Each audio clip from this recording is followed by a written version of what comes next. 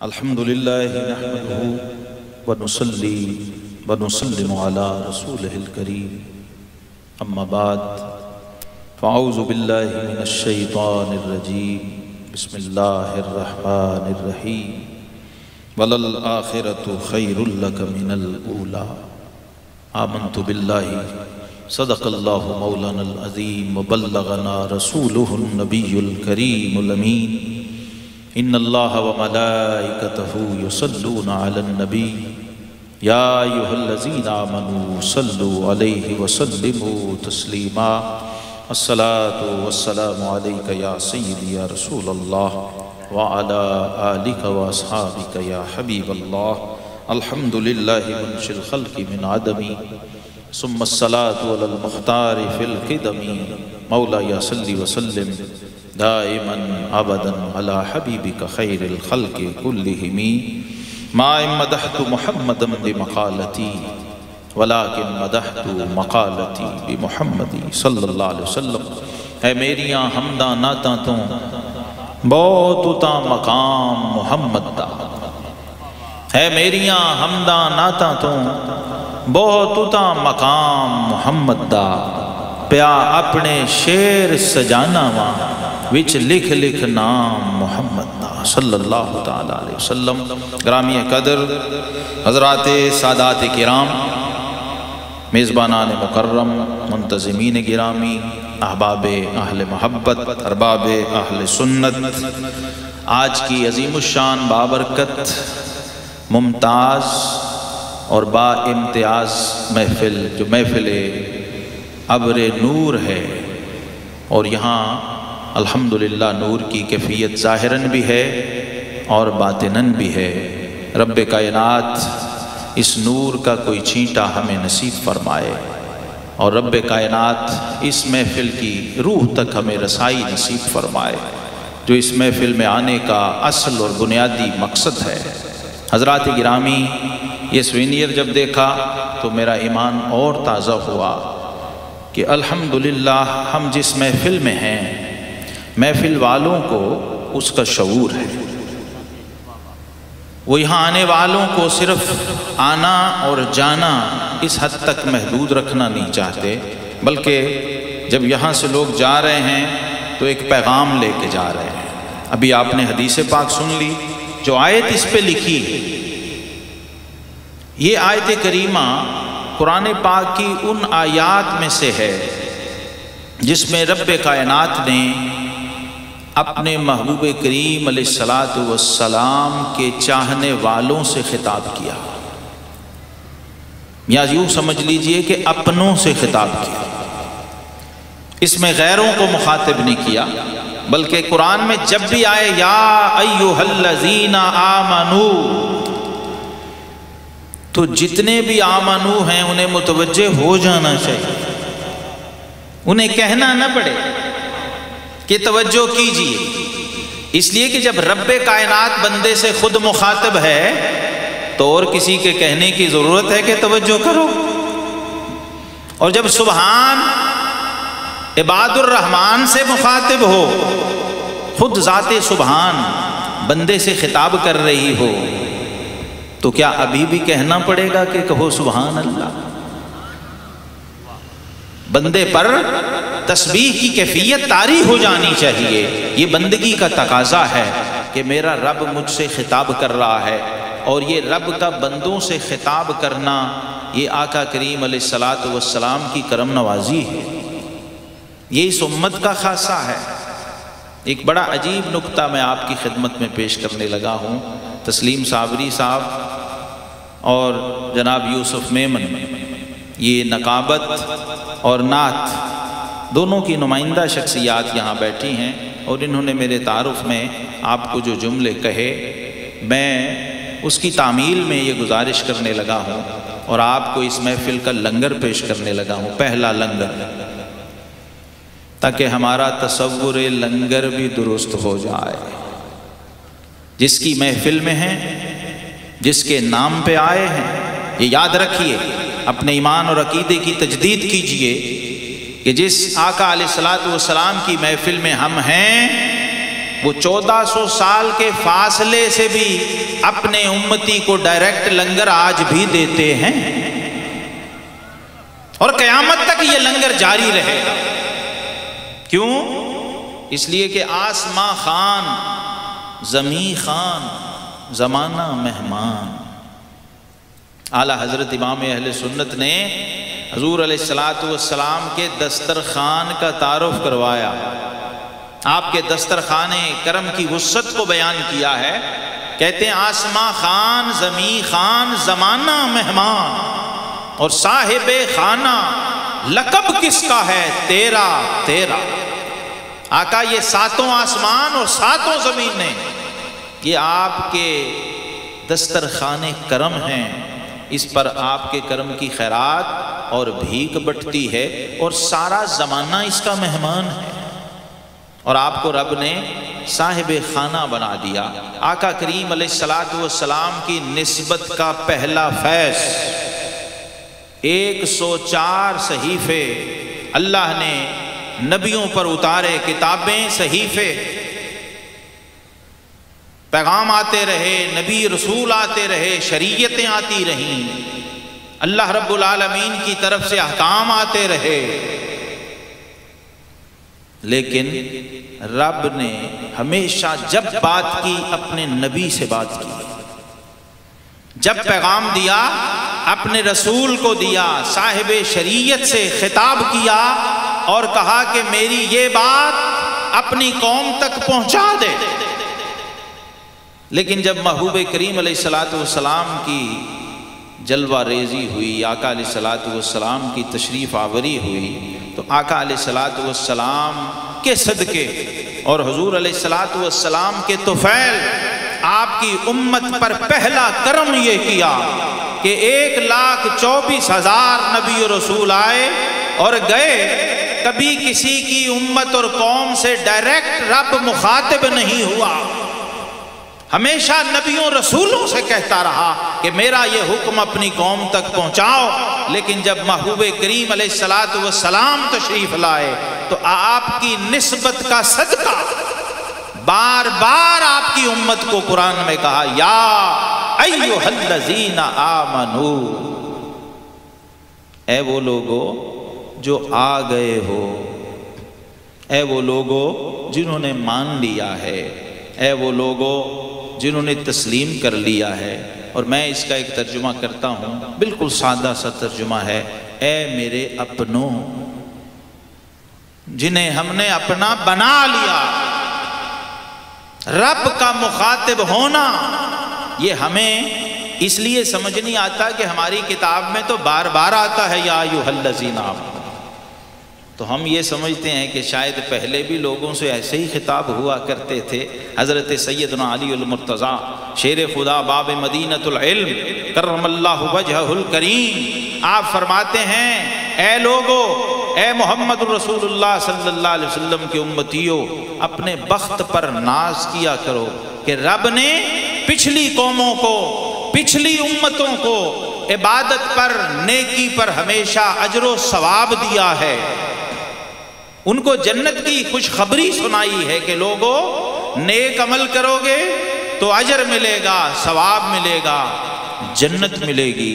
لیکن صرف محبوب کی امت ہے جس کو رب نے یہ شرف بخشا ہے، اور اس امت پر یہ کرم فرمایا ہے، اور اس امت کے خصائص میں سے یہ ایک خصوصیت ہے کہ رب کائنات اس امت سے کہتا ہے فَاذْكُرُونِي أَذْكُرْكُمْ، فرمایا بندو تم میرا ذکر کرو میں تمہارا ذکر کروں گا۔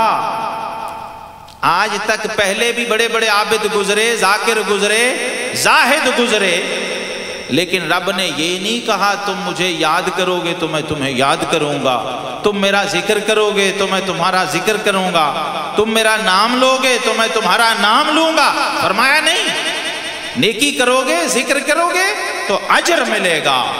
لیکن محبوب کے امتی سے فرمایا کیونکہ میرے محبوب کا غلام ہے تو مجھے اپنی اوقات کے مطابق یاد کرے گا، میں تجھے اپنی شان کے لائق یاد کروں گا۔ اور فرمایا کہ تو عام انسانوں کے مجمع میں میرا ذکر کرے گا، ذکرتہ فی ملئ خیر من، فرمایا تو عاموں کے مجمع میں مجھے یاد کرے گا، میں تجھے خاصوں کے مجمع میں یاد کروں گا۔ تو خاکی ہو کے خاکیوں میں بیٹھ کے مجھے یاد کرے گا، میں نوریوں کے مجمع میں تجھے یاد کروں گا۔ اور فرمایا اگر خفی طور پہ یاد کرے گا تو میں بھی خفی طور پہ یاد کروں گا، اور اگر جاہرن کسی محفل میں میرا ذکر کرے گا تو میں بھی جاہرن بڑی اعلیٰ شاندار محفل اور مجمع میں تیرا ذکر کروں گا۔ اور اس امت پر یہ کرم کیا اللہ رب العالمین نے اپنے محبوب کریم علیہ السلام کی امت پر کہ ڈائریکٹ بندہ کہے یا اللہ تو رب کہتا ہے لبیک یا عبدی۔ بندہ ایک بار کہے اللہم صلی علی محمد تو اس امتی کو آقا علیہ السلام کی نسبت کا صدقہ یہ اعزاز و شرف ملتا ہے کہ آقا علیہ السلام پر ایک بار درود بھیجنے والے امتی پر رب ایک بار درود نہیں بھیجتا۔ فرمایا من صلی علیہ مرتن واحدہ صلی اللہ علیہ عشرہ، میرے امتی جب تو ایک بار مجھ پہ درود بھیجے گا تو میرا رب ہو کے 10 بار تجھ پہ درود بھیجے گا۔ کیونکہ جب یہ آیت اتری تھی یا ایھا الذین آمنوا صلوا علیہ وسلموا تسلیما، جن کا یہ آج کل دن چل رہے ہیں، جو امام عاشقاں ہیں اور رئیس الصدیقین ہیں، جن کی ایک نیکی کا نام تسلیم صاحب، جس شخص کی ایک نیکی کا نام بلال ہو، جس کے نامہ اعمال کی ایک نیکی کا نام بلال حبشی ہو، تو سوچئے وہ خود صدیق کیا ہوگا، وہ ذات گرامی کیا ہوگی جس سے صحابہ عشق رسول سیکھتے ہوں، ادب رسول سیکھتے ہوں، اور صحابہ علیہم رضوان دیکھا کرتے تھے کہ صدیق اکبر کیا کر رہے ہیں، صدیق اکبر آقا علیہ السلام سے کیسے گفتگو کر رہے ہیں، صدیق اکبر کس ادب سے حاضری پیش کر رہے ہیں، صدیق اکبر کے انداز و ادا کیا ہیں۔ اور اسی انداز و ادا کو سیدنا عمر ابن خطاب فاروق اعظم رضی اللہ عنہ نے اپنا لیا تھا۔ پہلے کہتے تھے میں مقابلہ کیا کرتا تھا کہ میں آگے بڑھ جاؤں، ہمیشہ کوشش کرتا تھا کہ میں ابو قحافہ کے بیٹے سے آگے نکل جاؤں، ابن ابی قحافہ پر کبھی خیر میں، نیکی میں اور بھلائی میں سبقت لے جاؤں۔ لیکن جب وہ واقعہ ہوا، جب یار غار و مزار اپنی کل مطالعے کے بارگاہ رسالت میں آپ صلی اللہ علیہ وسلم میں پیش کرتے ہیں، اور آقا علیہ السلام پوچھتے ہیں، سیدنا عمر سے پوچھتے ہیں کہ عمر لائے کیا ہو، اور صدیق اکبر سے پوچھتے ہیں صدیق چھوڑا کیا ہے، دونوں میں فرق ہے۔ جب سیدنا عمر آئے تو پوچھا عمر لائے کیا ہو، اور جب صدیق اکبر آئے تو فرمایا صدیق چھوڑا کیا ہے۔ بس اس جملے میں فیصلہ تو ہو چکا تھا، لیکن صحابہ پر فاش اور کھلا بعد میں جب دیکھا کہ صدیق اکبر رضی اللہ تعالی عنہ اس حال میں آ رہے ہیں کہ بدن پر عام لباس بھی نہیں ہے، اس کی بجائے ٹاٹ کا بوریا پہن رکھا ہے، اور اس پر روٹین کے بٹن بھی نہیں ہیں، بٹنوں کی جگہ کانٹے ٹانگ رکھے۔ عجیب و غریب منظر ہو گیا، فضا بدل گئی۔ آقا علیہ السلام بھی دیکھ رہے ہیں، صحابہ اکرام علیہم رضوان بھی دیکھ رہے ہیں، اور جب مکالمہ ہوا کہ صدیق چھوڑا کیا ہے پیچھے گھر والوں کے لیے، تو علامہ اقبال کے الفاظ میں صدیق اکبر نے کہا پروانے کو چراغ ہے، بلبل کو پھول بس، صدیق کے لیے ہے خدا کا رسول بس۔ آقا علیہ السلام کی بارگاہ میں عرض کیا حضور، جب پوچھا کیا چھوڑا تو فرمایا گھر میں اللہ اور اس کے رسول کو چھوڑا ہے۔ یہ تعلق تھا اللہ اور رسول سے، اور پھر اللہ رسول کی طرف سے لنگر کیا عطا ہوا، مہربانی کیا ہوئی، انعام کیا ملا۔ جب یہ نظارہ زمین پر صحابہ اکرام کے درمیان پیش آیا تو عالم بالا کے اندر بھی ہلچل مچ گئی۔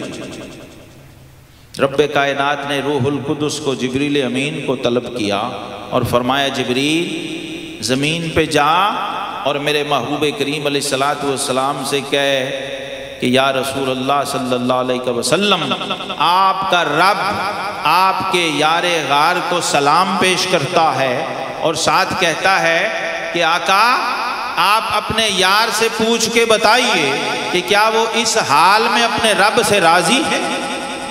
یہ سب کچھ لٹا کے اور ساری پونجی بارگاہ خدا میں دے کے کیا وہ مطمئن ہے، خوش ہے؟ رب پوچھتا ہے۔ اور آقا علیہ الصلوۃ والسلام نے جب صدیق اکبر سے یہ جملہ کہا کہ اے صدیق، تیرا رب تجھے سلام کہتا ہے اور ساتھ پوچھتا ہے، یہ شاید کائنات میں پہلی دفعہ ہوا تھا کہ رب کسی بندے سے پوچھ رہا ہے کہ تو مجھ سے راضی ہے۔ اور یہاں سے اقبال نے لیا تھا کہ خدا بندے سے خود پوچھے بتا تیری رضا کیا ہے۔ مقام رضا پر اتنی شان سے صدیق اکبر رضی اللہ تعالیٰ عنہ پہنچے کہ رب نے خود سلام بھی بھیجا اور پیغام بھی بھیجا۔ اور جب صدیق اکبر کی سماعت سے یہ جملے ٹکرائے تو عجیب کیفیت پیدا ہوئی، عجیب حال طاری ہو گیا۔ جب آقا علیہ السلام نے پوچھا کہ صدیق، رب پوچھ رہا ہے کہ تو اپنے رب سے راضی ہے، تو مجھ سے راضی ہے، تو آپ پر وجد کی کیفیت طاری ہو گئی، عجیب حال طاری ہو گیا۔ اور زبان پہ ایک جملہ جاری تھا، کتب صوفیہ میں لکھا ہے کہ آپ رقص کی کیفیت میں جھومنے لگے، گھومنے لگے، اور زبان سے ایک جملہ نکل رہا تھا، انا ان ربی راضن، انا ان ربی راضن، انا ان ربی راضن۔ حضور میں اپنے رب سے راضی ہوں، میں اپنے رب سے راضی ہوں، میں اپنے رب سے راضی ہوں۔ جب یہ قرآن پاک کی آیات اتری تو اس وقت بھی صحابہ کرام علیہم رضوان سب اللہ ان سے راضی، سب اللہ سے راضی۔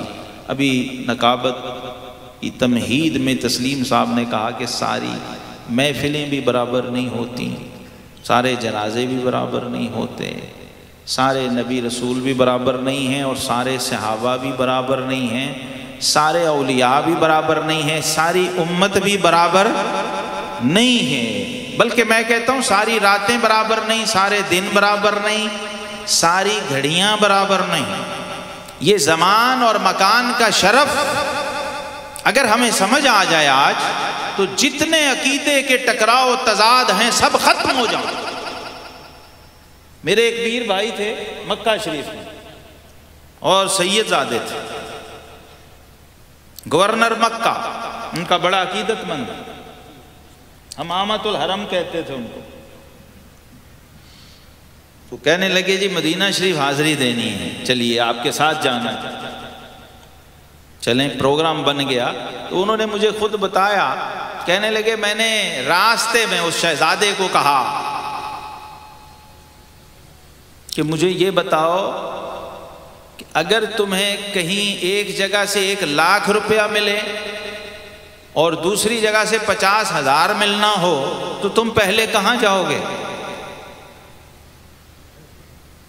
کہنے لگا جہاں سے 1,00,000 ملتا ہے۔ تو کہنے پھر گاڑی واپس موڑو، ادھر لینے کیا جا رہے ہیں؟ ادھر تو ایک نماز 1,00,000 کی ہے اور یہاں ایک نماز 50,000 کی ہے، اور تم 1,00,000 چھوڑ کے 50,000 کی طرف جا رہے ہو۔ ایسی چوٹ لگائی کہ وہ شہزادہ پھڑک گیا، کہنے لگا بات تو تم ٹھیک کہہ رہے ہو، ظاہراً تو ایسا ہی ہے، ادھر جانا چاہیے جدھر سے 1,00,000 ملتا ہو، یہ ہم کدھر جا رہے ہیں؟ لیکن جا رہے ہیں۔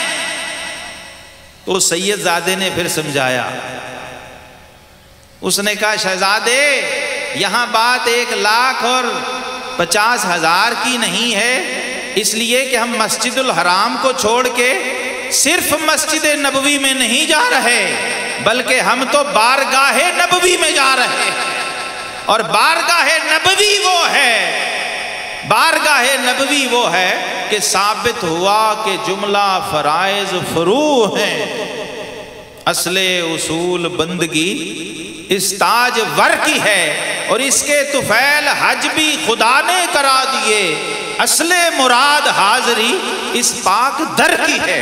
تو یہاں ہم 1,00,000 اور 50 کے چکر میں نہیں جاتے، یہاں تو ہم اس لیے جاتے ہیں کہ مجرم بلائے آئے ہیں، جاؤ کا ہے گواہ، پھر رد ہو کب یہ شان کریموں کے در کی ہے۔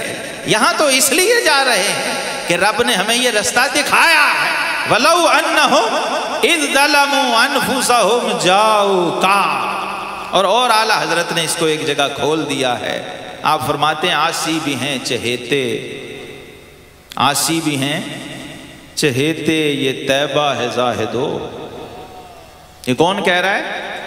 صرف شاعر نہیں کہہ رہا، یہ صرف نعت گو نہیں کہہ رہا، یہ امام وقت کہہ رہا، مجدد وقت کہہ رہا ہے، اپنے دور کا فقیہ اعظم صاحب فتاوی رضویہ، وہ کہہ رہا پورے وزڈم کے ساتھ، پورے شعور شریعت کے ساتھ جب وہ بات کہتا ہے تو پھر ہمیں اس میں سے اپنا حصہ لینا چاہیے۔ فرماتے ہیں عاصی بھی ہیں چہیتے، یہ طیبہ ہے زاہدو، مکہ نہیں کہ جانچ یہاں خیر و شر کی ہے، یہ طیبہ ہے۔ اور طیبہ کے بارے میں حضرت امام شارانی نے اس سے عجیب بات کہی، امام عبد الوہاب شارانی، وہ کہتے ہیں یہ عاصی چہیتے کہاں سے ہو گئے؟ عاصی اور چہیتے، یہ تو عجیب و غریب بات ہے، یہ گناہگار سیاکار لوگ، یہ چہیتے کیوں ہیں؟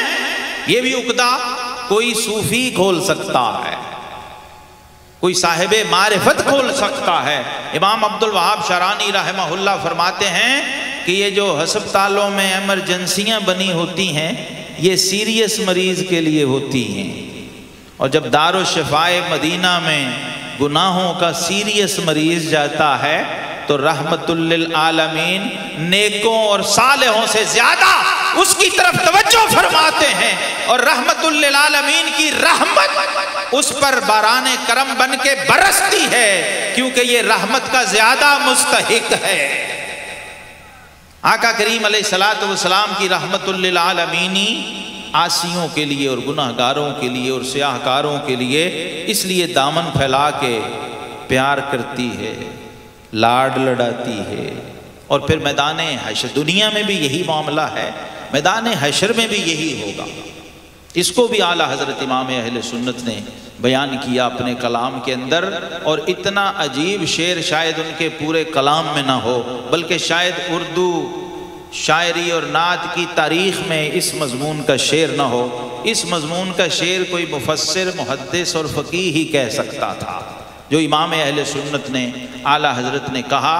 فرماتے ہیں کیا ہی ذوق افزا شفاعت ہے تمہاری، واہ واہ، شفاعت کی ایسی داد دی ہے، کیا ہی ذوق افزا شفاعت ہے تمہاری، واہ واہ، قرض لیتی ہے گناہ پرہیزگاری، واہ واہ۔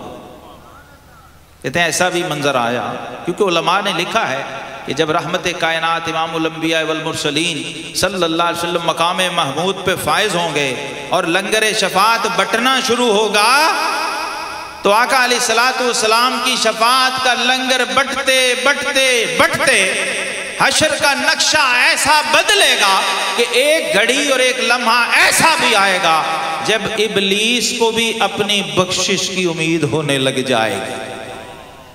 میدان حشر میں ایک گھڑی ایک لمحہ رحمت کا ایسا بھی آئے گا کہ ابلیس بھی، عزازیل اور شیطان بھی وہ اپنی بخشش کا امیدوار بن کے کھڑا ہو جائے گا، ایسا لمحہ بھی آئے گا۔ تو آپ فرماتے ہیں جب آقا کریم علیہ السلام کی شفاعت کا لنگر بٹے گا اور بڑے بڑے گناہگار سیاکار لائن میں لگ کے جھولیاں پھیلا کے اپنا اپنا لنگر شفاعت لے رہے ہوں گے تو ادھر بڑے بڑے عابد، زاہد، صوفیاء، اولیاء، صالحین، کتب اور غوث وہ کھڑے یہ منظر یہ نظارہ دیکھ رہے ہوں گے۔ تو فرماتے ہیں جب آقا علیہ السلام کا لنگر بٹتا ہوا دیکھیں گے تو دل چاہے گا ہم بھی کسی لائن میں لگ جائیں، ہم بھی قطار میں لگ کے جھولی پھیلا کے لنگر مصطفیٰ لے لیں، لیکن ملائکہ کہیں گے یہ لائن صرف مستحقین کی ہے، یہ ضرورت مندوں اور محتاجوں کی ہے۔ آج شفاعتی لأہل الکبائر من امتی کا لنگر بٹ رہا ہے۔ اس لیے آپ صالحین کے لیے اس لائن میں لگنے کی گنجائش نہیں ہے۔ تو امام اہل سنت فرماتے ہیں قرض لیتی ہے گناہ، پرہیزگاری واہ واہ۔ تقوی اور پرہیزگاری اس دن گناہگاروں سے کچھ گناہ ادھار مانگ رہی ہوگی کہ اے امت کے گناہگاروں، کوئی 2-4 گناہ ہمیں ادھار ہی دے دو تاکہ ہم بھی اس لائن میں لگ کے شفاعت مصطفیٰ کا لنگر لے سکیں۔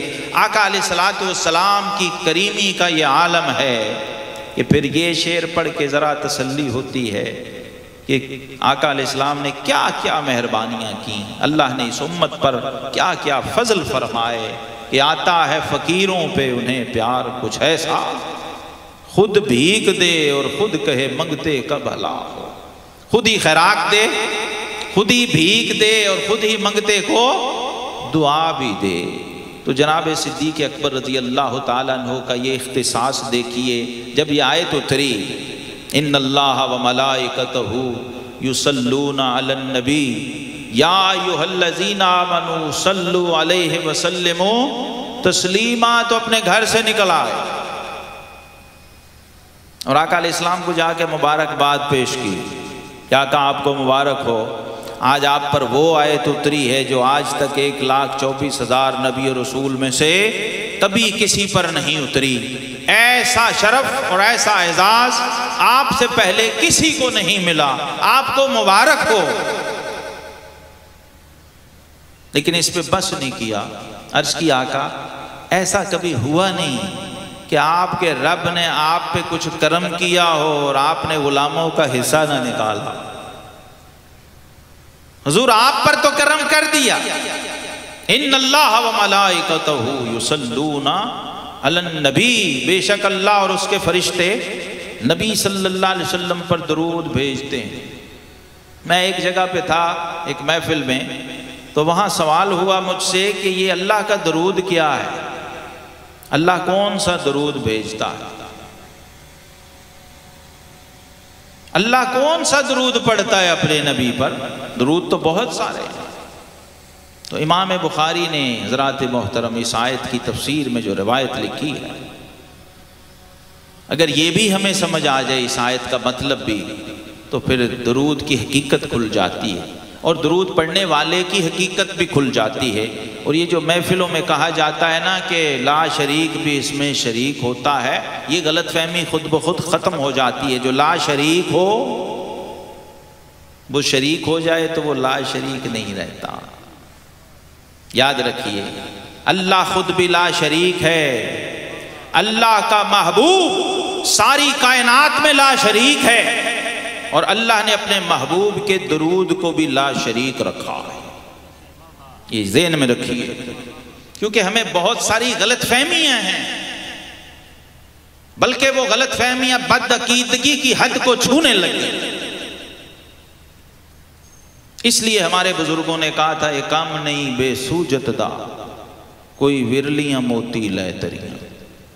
پیر سید مہر علی شاہ جیسی ہستی کیا کہہ رہے ہیں؟ دس سے صورت راہ بے صورت دا، پھر کہتے ہیں توبہ راہ کہ عین حقیقت، پر ایک کم نہیں بے سوجت دا، کوئی ورلیاں موتی لے تریاں۔ یہ نعت کے سمندر میں غوطہ بہت لگاتے ہیں لیکن موتی لے کے کوئی باہر آتا، یہ کم نہیں بے سوجت دا، کوئی ورلیاں موتی لے تریاں۔ تو جب محافل میں بیٹھیں تو اس احتیاط، اس ذوق اور اس آیت کے مطابق جسے حضرت حفیظ طائب نے سمویا اپنے شعر کے اندر، وہ کہتے ہیں ذہن میں رکھ آیا لا ترفعوا اصواتکم، بات کر طبع پیمبر کی نزاکت دیکھ کر۔ دو طرح کی نعت آج کل ہو رہی ہے، ایک نعت خاں کی مرضی کی نعت اور ایک نعت والے کی مرضی کی نعت۔ ایک نعت خاں کی مرضی کی نعت ہے، یہ مجھے اچھی لگتی ہے، اس کی مجھے فرمائش بہت آتی ہے، اور ایک نعت وہ ہے کہ نعت خاں سویا ہوا ہے اور نعت والا آ کے جگا کے کہتا ہے بصیری نعت تو سنا. ایسا بھی ہے نا. ہمیں وہ نعت سن کے مزہ کیوں نہیں آتا؟ ہم بصیری سے کیوں کٹ گئے؟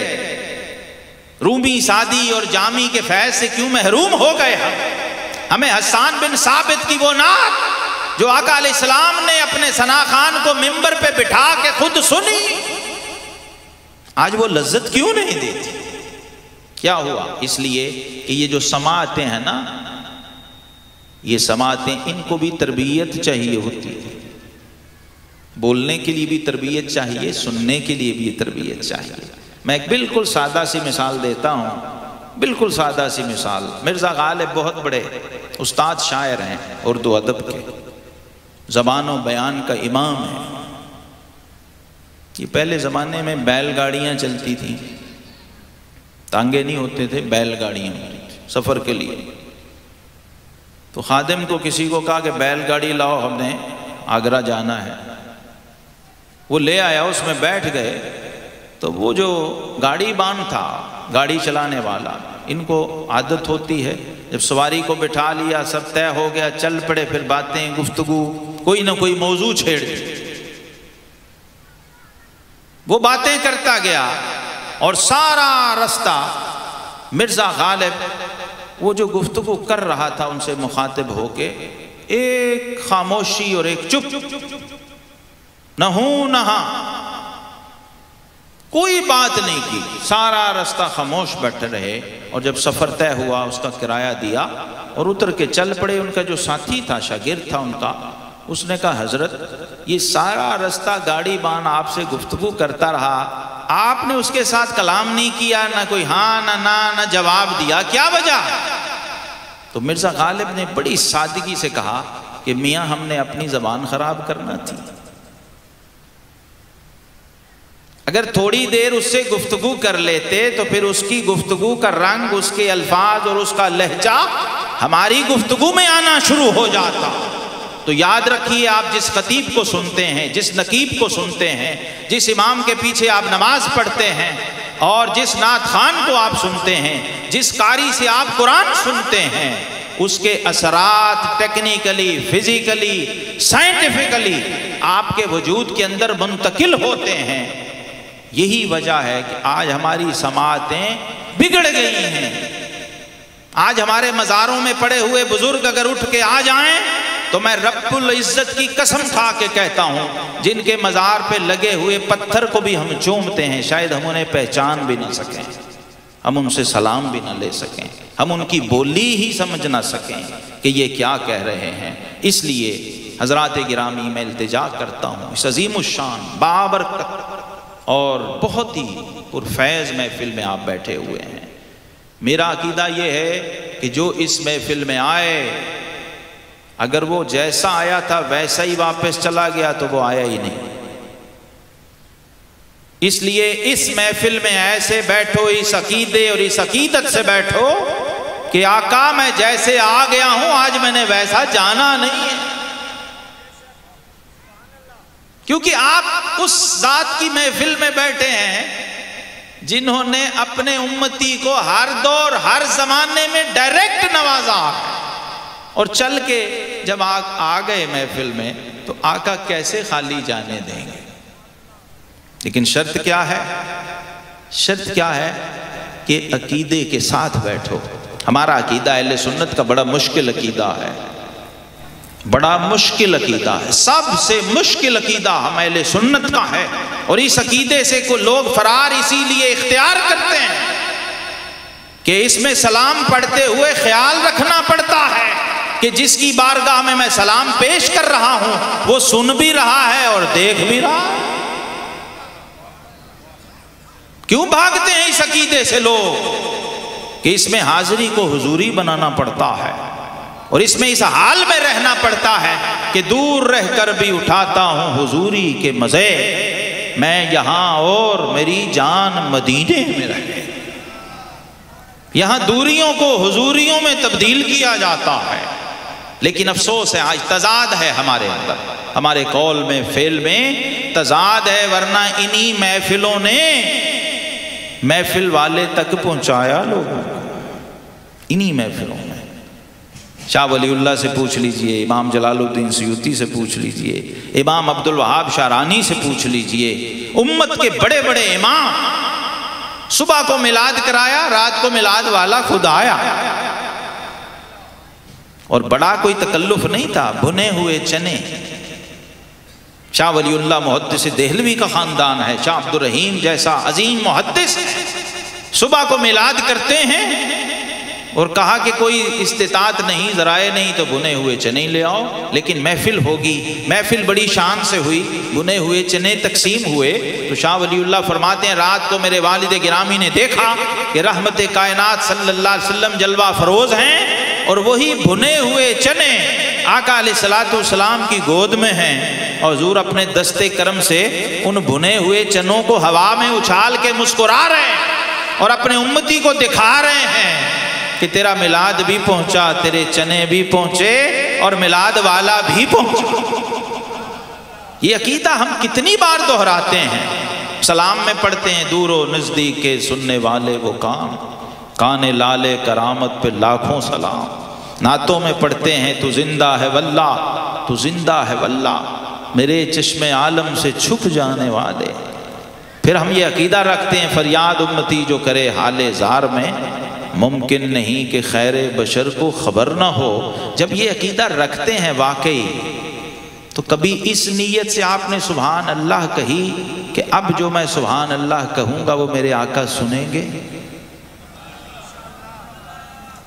کبھی اس ارادے سے سبحان اللہ کہا کہ آج میں کسی انسان، کسی نقیب، کسی خطیب کے لیے نہیں، صرف سبحان کے لیے سبحان اللہ کہوں؟ کیونکہ یاد رکھیے میری ریسرچ، میری تحقیق اور میرا ذوق یہ ہے کہ جنت کا درخت صرف اس سبحان اللہ پہ لگے گا جو سبحان کے لیے نکلی ہوگی۔ اس پہ نص ہے، کل قیامت کے دن رب کائنات فرمائے گا کہ جا جس کے لیے کہی تھی اس سے درخت مانگ۔ تو اس لیے ایسی سبحان اللہ نہیں اکٹھی کر کے لے جانا جو ساری غیر اللہ کے لیے ہو اور سبحان کے لیے ایک بھی نہ ہو۔ اور مدینے والے کا پروگرام کیا ہے کہ میرے امتی اگر کچھ بھی نہ لایا، کل حشر کے میدان میں ایک خالص سبحان اللہ بھی لے آیا تو جنت میں پہنچانا ہمارا کام ہے۔ کیونکہ یہ درخت بہانے ہیں، اصل مقصد درخت نہیں ہے، اصل مقصد یہ ہے کہ میرا غلام جنت کے اندر پہنچ جائے۔ اور جنت کے اندر کیسے پہنچے گا؟ جب اس کی پراپرٹی جنت میں ہو، مالک باہر کھڑا ہو۔ جنت میں جس کا درخت ہوتا ہے اس پہ تختی لگتی ہے اس کے نام کی، فلاں بن فلاں، یہ سلمان بن اعجاز کا درخت ہے۔ سبحان اللہ بیٹے نے کہی اور نام ساتھ باپ کا بھی پہنچا۔ یہ پروگرامنگ کس کی ہے؟ کسی عالم خطیب، کسی پیر کی نہیں ہے، یہ مدینے والے کا پروگرام ہے۔ آقا علیہ السلام کی رحمت للعالمین کی چھوٹی سی جھلک ہے کہ میرے امتی جب میری محفل میں آئے گا جنت کا ٹکٹ ہم دیں گے۔ تو عمرے کا ٹکٹ ڈھونڈ رہا ہے، ہم جنت کا ٹکٹ دیں گے۔ یہ سبحان اللہ جو ہے نا، یاد رکھیے اس کے بڑے پہلو ہیں، اس میں بڑی معنویت ہے۔ تسبیح تو ہے، فی حرف 10 نیکیاں بھی ہیں، جنت کا درخت بھی ہے، لیکن میں سمجھا ہوں کہ حقیقت میں یہ جنت کا NOC ہے، وہ اسی محفل میں ملتا ہے۔ جب بندہ آقا علیہ السلام کی محفل میں آ جائے اور سبحان کے لیے کہے سبحان اللہ، تو پھر آقا علیہ السلام نے فرمایا تیرا درخت جنت میں لگ جائے گا۔ اور جب تیرا درخت جنت میں ہو تو یہ ہو نہیں سکتا تو جنت سے باہر رہ جائے، اس لیے کہ درخت جنت میں ہو، میں جنت سے باہر ہوں، تو مجھے تو درخت کا کوئی فائدہ نہیں۔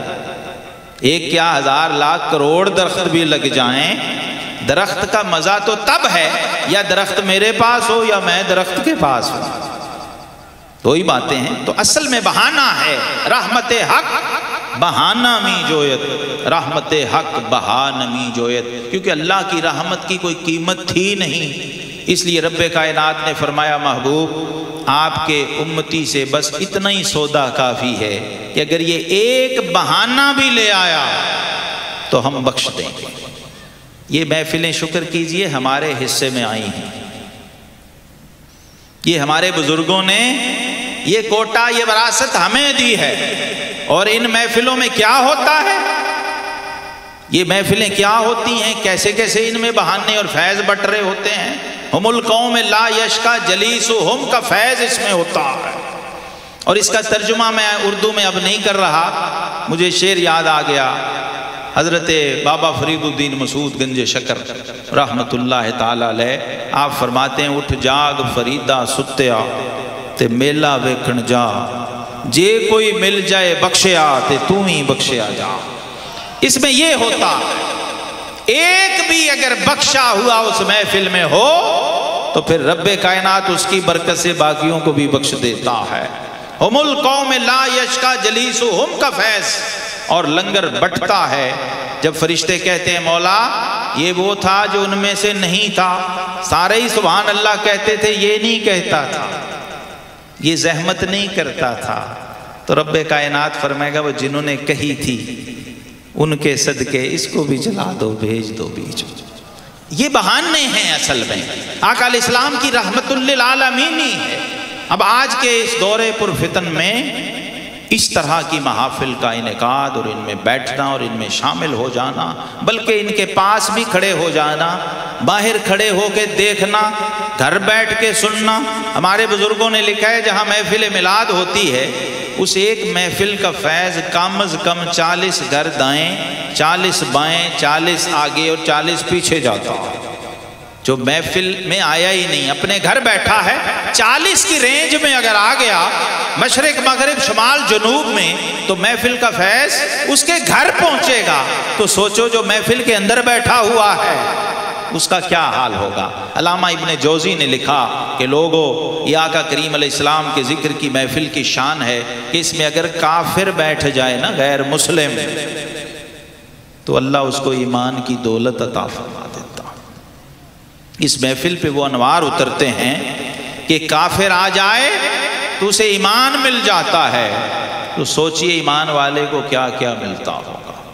اس محفل کی ہمسائیگی کا شرف، بغداد شریف میں ایک گھر تھا جہاں محفل ہوتی تھی اور بڑے اہتمام سے ہوتی تھی۔ وہ بی بی صاحب خانہ خاتون بڑے ادب سے محبت سے صفائیاں، خوشبوئیں، چاندنیاں بچھتی تھیں، بڑا اہتمام ہوتا تھا۔ وہ ایک گھر قریب تھا ہمسایوں کا، وہ یہودی تھے۔ وہ یہودی عورت سوچتی تھی کہ یہ پتہ نہیں نہ ان کے گھر میں ولیمہ ہے، نہ شادی ہے، نہ بچے بچی کا بیاہ ہے، یہ کرتے کیا ہیں، ان کے گھر میں کیا تقریب ہوتی ہے ہر سال۔ سوچتی رہتی تھی۔ ایک رات وہ پروگرام چل رہا تھا اور یہ یہودی عورت یہ سوچتی ہوئی سو گئی کہ یہ ہمارے ہمسایوں کے گھر میں ہو کیا رہا ہے۔ بس محفل کے تصور میں سوئی تو محفل والا خود آ گیا اس یہودی عورت کے خواب میں، اور عجیب حال طاری ہوا۔ دیکھتی ہے کہ نور کا پیکر ہے جس کے چہرے کی طرف دیکھا بھی نہیں جا رہا۔ جب تاب نہ لا سکی تو قدموں میں گر گئی اور قدموں میں گر کے کہا کہ میں قربان جاؤں، آپ کون ہیں؟ تو اس ذات گرامی نے کچھ نہیں، اپنا نام نہیں بتایا، اپنا منصب اور مرتبہ نہیں بتایا، بڑی ہی سادگی سے فرمایا میں وہی ہوں جس کی محفل تیری ہمسائی کراتی ہے، جس کی محفل تیری ہمسائی کے گھر ہوتی ہے، میں وہ۔ آنکھ کھل گئی، بیدار ہو گئی، کیفیت بدل گئی، سوئی کچھ تھی جاگی کچھ، احوال بدل گئے۔ صبح جب صحن میں نکلی اپنے شوہر سے ملی، اس نے کہا کہ تم کچھ بدلی بدلی لگ رہی ہے، تمہاری کیفیت، چہرہ مورا وضع قطع بدلا ہوا ہے۔ کہنے لگی میں نے رات یہ منظر دیکھا ہے، یہ کیفیت دیکھی ہے۔ تو اس شخص نے کہا کہ صرف تو نے ہی نہیں دیکھی، یہی حال ساری رات میرا بھی رہا۔ اب وہ بی بی کہنے لگی مجھے سمجھ نہیں آ رہی، ہم کیا کریں؟ تو اس کے شوہر نے کہا اب پیچھے کچھ رہ گیا ہے کرنے کے لیے؟ ہم محفل کے تصور میں سوئے، محفل والا چل کے اتنی دور سے آ کے کرم فرما گیا ہے، اب کرنے کو کچھ باقی نہیں ہے، آپ علی لوگ دونوں جائیں اور جا کے اس محفل والے کی غلامی کا پٹا اپنے گلے میں ڈالیں اور کلمہ پڑھ کے اس کے امت کے اندر شامل ہو جائیں، ایمان لے آئیں اس پر۔ ان محفلوں میں ایسے ایسے لنگر بٹ رہے ہوتے ہیں، ایسے ایسے فیوز و برکات چل رہے ہوتے ہیں۔ تو جناب صدیق اکبر رضی اللہ تعالیٰ عنہ کی صدیقیت کے قربان جائیں۔ آپ نے آقا علیہ السلام کے حضور عرض کیا، آقا جب آپ پہ اتنا کرم ہو گیا ہے تو ہمارا حصہ؟ ایسا تو کبھی نہیں ہوا کہ رب آپ پہ کرم فرمائے اور آپ اس میں سے غلاموں کا حصہ اور کوٹا نہ نکالیں۔ ہمارا حصہ کہاں ہے؟ بس یہ کہنا تھا کہ رب کائنات نے فوراً پھر عرشی لنگر اتارا، پھر قرآن اتارا، هو الذی یصلی علیکم وملائکتہ لتخرجکم من الظلمات الی النور۔ فرمایا اللہ رب العالمین اے میرے محبوب کے غلاموں، اپنے محبوب کا صدقہ تم پر بھی درود بھیجتا ہے اور اس کے فرشتے بھی درود بھیجتے ہیں، اس لیے تاکہ تمہیں ظلمتوں سے نکال کے نور کی طرف لے آئیں۔ اور یہ آقا علیہ السلام کا بہت بڑا کرم ہے جو کسی اور امت کو نصیب نہیں ہوا، کہ آقا علیہ السلام کی امت پر اللہ اور اس کے فرشتے درود بھیج رہے ہیں۔ آقا علیہ السلام کی امت کا ذکر بارگاہ الہی میں ہو رہا ہے، بندوں کا اور امتیوں کا ذکر نام لے لے کے رب کائنات فرما رہا ہے۔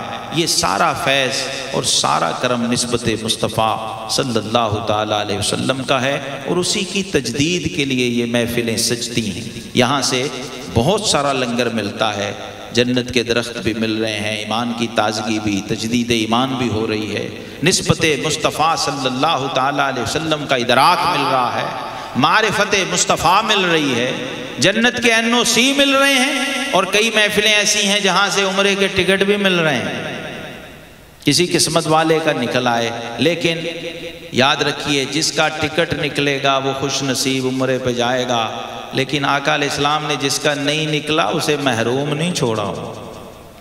یہ یاد رکھیے، جو بھی آقا علیہ السلام کی محفل میں آتا ہے وہ خالی نہیں جاتا۔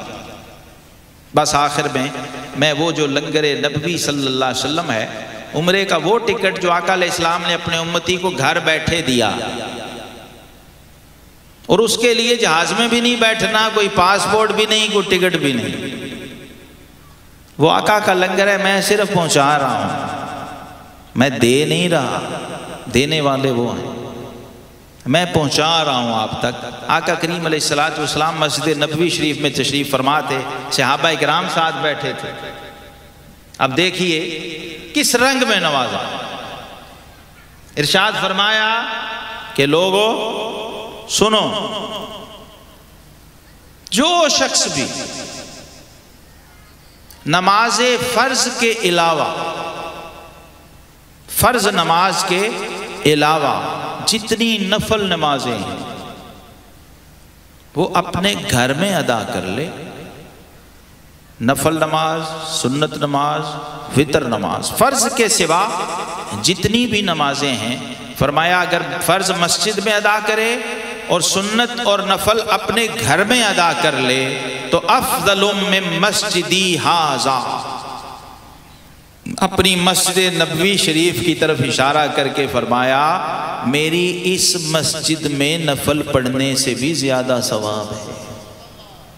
کیوں ہے یہ؟ کیوں ہے؟ اس لیے کہ یہ اللہ کے حبیب کی ادا ہے۔